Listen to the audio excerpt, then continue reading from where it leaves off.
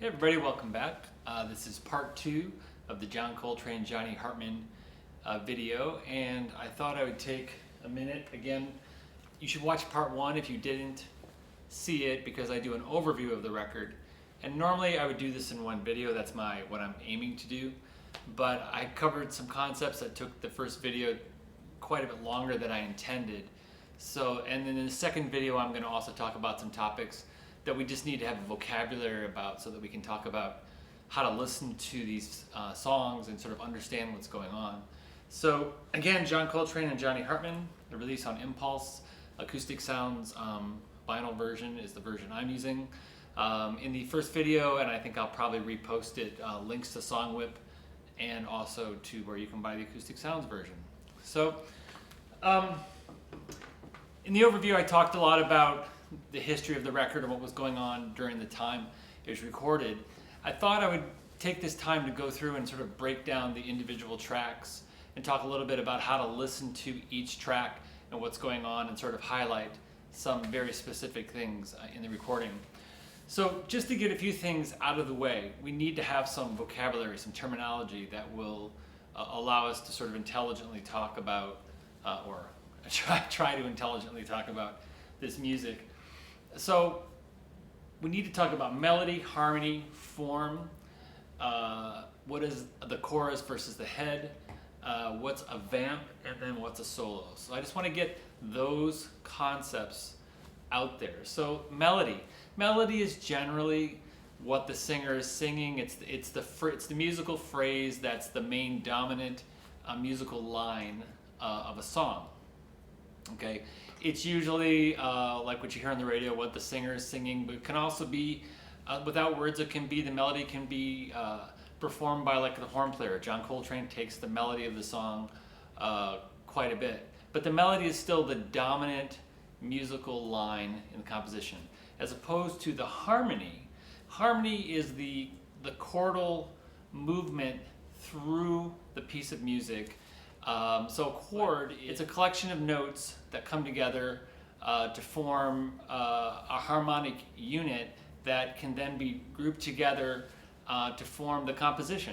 So the harmony supports the melody. And if it's a good melody, usually you can just don't even need the harmony, the chords underneath, and you can actually just hear what the harmony could be. And there might be different things that come to mind, but a good melody will sort of suggest the harmony in a lot of cases. So you have the melody supported by the harmony, and then you have the musical form. So in pop music, modern music, you have a lot of times like an opening verse where they tell a little bit of the story, and then they might tell a second verse, and then they sing a chorus, which is kind of like a big amplified section that's the main idea, or the big thing that they want to get across, and then they might do another verse, and then a bridge, and then a chorus. In a jazz standard, a lot of times, the form is different. It's an older style, and a lot of the original jazz standards have an AABA form, and I'm going to get into that. But basically, an A section, and then they repeat the A section, and then there's a B section, which sort of is a contrast to the A section. And then the B section brings you back to a final A section. The grouping of that AABA form of the song we call a chorus. One time through the song form is called a chorus. And in jazz, they'll play the chorus over and over and over. And sometimes the singer might sing over the chorus. In the case of this album, a lot of times they'll just take solos over the chorus. And the various instruments will take turns taking choruses. So you might have the tenor saxophone take a chorus, then you might have the bass player will take a chorus and take a solo. But be aware, the AABA form with the harmony and the melody is still happening underneath chorus after chorus after chorus. The melody during the solos, when people in jazz, when they're taking solos, gets not stated, and then the soloist is basically reinterpreting the song. So you can hear, and when you listen to the recording, try to see if you can hear how, if I say it's an AABA song, really the first time through, of the chorus, take in the melody, really try to get it in your brain, so that way when they start taking solos, you can notice where the soloist is quoting the melody, or where the soloist is doing sort of a variation on the melody. And that's really what jazz is all about, is improvising. But the improvisation isn't just from nowhere. They're using the melody, the harmony, and the form, the structure of the song to give their improvisation boundaries and to give it sort of a grounding, okay? A lot of times you'll hear a jazz musician talk about the head versus the chorus. The head is the first time through the chorus. So usually when we say we're going to play the head, that means we're at the top. Da capo, the head, okay? That's where it comes from. And so they say, well, let's play the head. That's play the way we would play it at the top. It's pretty straight. Chorus after chorus is usually referring to the times where we're not playing the head, where it's like as written or close to as written. We're playing more solos. And then a lot of times we'll come back and we'll do head out, meaning we'll take the head out to the finish. Okay? So the form is there, the melody's there, the harmony, and you have the head, choruses, and then head out usually. Okay? So I hope that makes sense. Sometimes you'll hear a vamp. A vamp is a repeated musical phrase.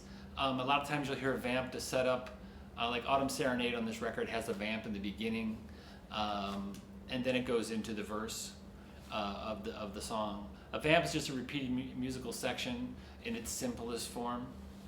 And sometimes if the vamp is like a short repeated musical section, it can be used as like a little intro maybe to a song, or an outro at the end of the song.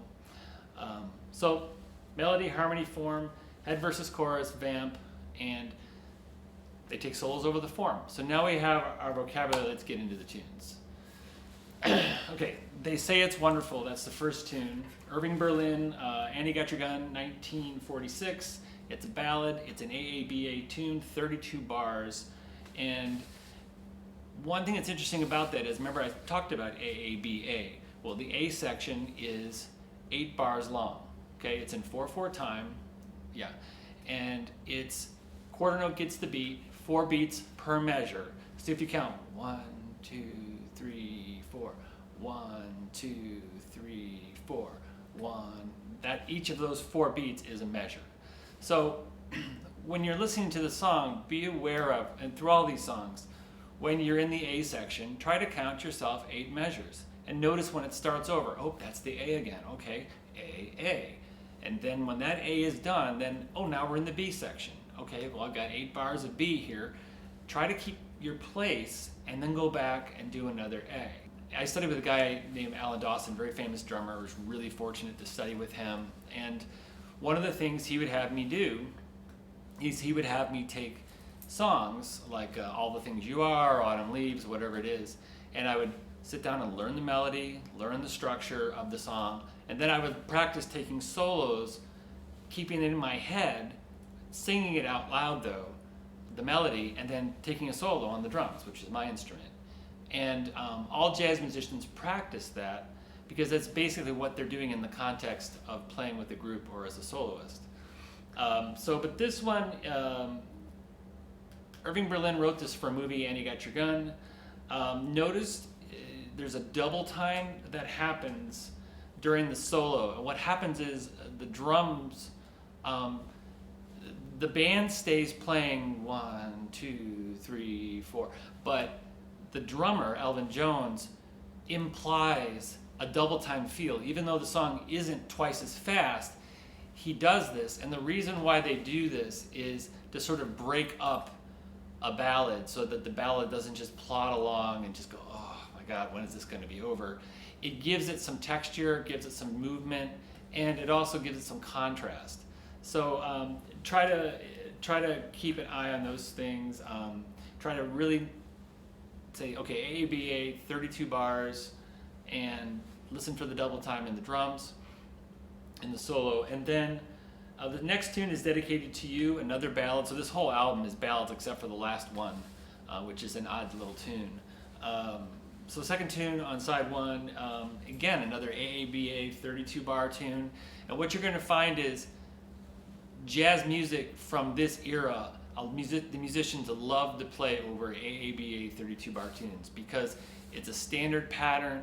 People's ear can pick it up really easily, and quite frankly, it makes it easier to improvise when you kind of have a known structure like that. Okay, and it's also a lot of the songs were written in that form, the Tin Pan Alley songs. It was a very formulaic style in some ways, and it just lent itself to that structure. This one was written, Dedicated to You, was written by Sammy, Cahn, Saul, Chaplin, and Zaret. And pay attention to the use of brushes, and I'll do a demonstration of brushes on another recording that I do. But the drummer is using, on a lot of these tunes, but especially here, I noticed it was really sweet the way Elvin Jones is using like a wire brushes on the snare drum, and it creates a texture. Okay, so when you're listening to jazz drummers specifically, you want to be aware of the ride cymbal creates this washy sound, which fills up a lot of space in the sound, but it gives almost like a blanket or a cloud for the musicians to play over. It gives them a bass that's not just an empty room. Okay, it fills up the sound a little bit and gives it some float. And the brushes do the same thing on a ballad. It's not quite as loud as a cymbal, which is why they don't use the ride cymbal the same way on a ballad. And we should talk about it. A ballad is just a song type that is usually a slow song, slow tempo song, tells a story, that kind of a thing. But the brushes are used a lot on a ballad, okay? And try to listen for them. You'll hear it's like a scratching sound on the snare drum, but it's real smooth. It's not abrasive or jarring. It's the opposite of that. I should say, I didn't mention it in the first video, but Johnny Hartman, was kind of considered a crooner. And so, harking back to an earlier style, it's really interesting that Coltrane picked him, but it makes a lot of sense. Because when you want to do a ballad record, who better to have than somebody who can really, tell a story, and the crooners were great at that. And then you have My One and Only Love, the next tune. It's another ballad, AABA again, 32 bars. There's a little bit busier double time feel a little busier feel. It's not really double time. The bass guitar takes on the B section, so be aware of the B section and listen to how the bass kind of like, instead of just playing half notes or just like stating sort of the harmony, is actually doing some more phrases to kind of, again, break up the texture a little bit. And then you have, I think, the standout tune on the record is Lush Life. Billy Strayhorn, who was Duke Ellington's great collaborator. Billy Strayhorn wrote this in his teens, and around 1938 it was finished, or on its way to being finished.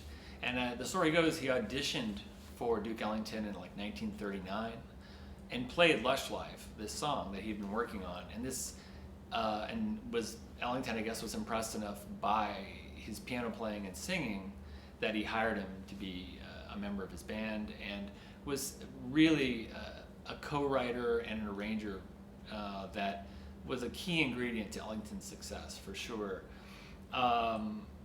This is a weird little tune. It's an AAB form, and each A is 7 bars, and the B is 14 bars.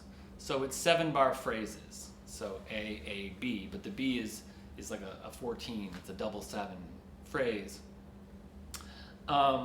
Notice on this one, Elvin's brush playing is very busy during the solo. It's very syncopated, it's busier. It's not just laying a texture like you would normally do with brushes. It's really pretty busy. And I mentioned in the first video that a lot of drummers wouldn't do that necessarily, or do it the way he did it, because it's a gutsy thing to do. But he's Elvin Jones, and he just kills it. It's great, and it really again gives the tune a surprising texture. Your ear wakes up and says, "Oh, what is that? That's interesting." Supposedly Nat King Cole, ironically enough, his version of this song was heard by Johnny Hartman on the way to the session and said, "We got to put that one on the recording." So they added it to one of the tunes that they were going to do. but I guess Billy Strayhorn didn't like Nat King Cole's version of it. It was kind of a pseudo-Latin version, and I guess there was some discrepancy with the lyrics, misreading of the lyrics or something. I don't know the whole story, but Strayhorn was not happy with, I guess, that version of it, which is really interesting. That would be the version that inspired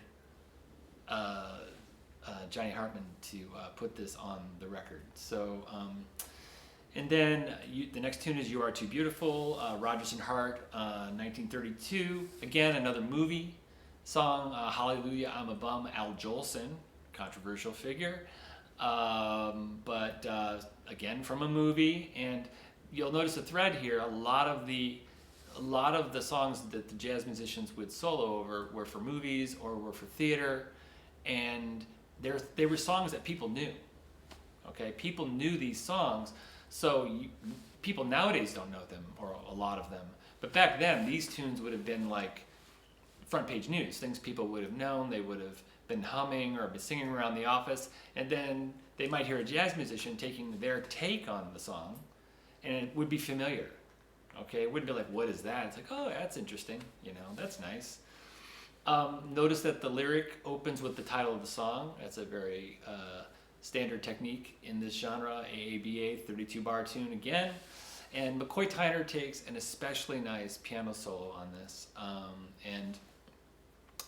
It's a really appropriate styled solo.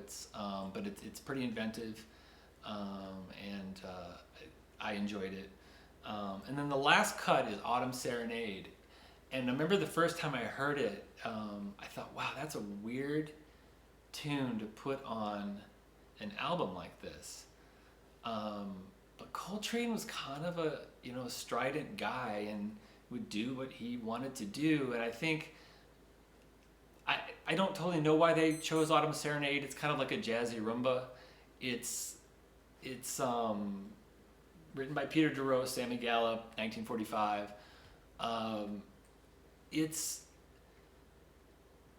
It does showcase a little bit more of Coltrane's saxophone stylings. It's a little bit more out than the other tunes. It's not a ballad. It's sort of like a pseudo-Latin kind of it's not fast. But it is an odd one to end the album, I think. I liked it. I enjoyed it. But it definitely stands out like it doesn't fit with the rest of the tunes. And I almost think that maybe it's Coltrane kind of throwing this on there saying, hey, I've got other stuff too I can do. I don't know. Maybe this was the best tune that they had of the rest that they recorded. Though I've heard that there is an outtakes recording of this album, and supposedly the other takes are stellar and really worth listening to. So maybe we'll get to hear those. Maybe they're out there and I just don't know about them. I'm going to try to include these notes that I took in the description of the video, so that you'll be able to just look at these while you're listening as an aid to help you mindfully listen. You can just take a glance and say, oh yeah, okay, AABA, and really try to keep your place like you're one of the musicians playing the song. Try to, as a listener, because you got to work a little harder because you don't know some of these tunes maybe. Okay, you're a modern person, so try to keep your place. Try to know where you are in the song. Try to listen to where the melody is being quoted, or variations on it are being stated, and I really hope that this was helpful.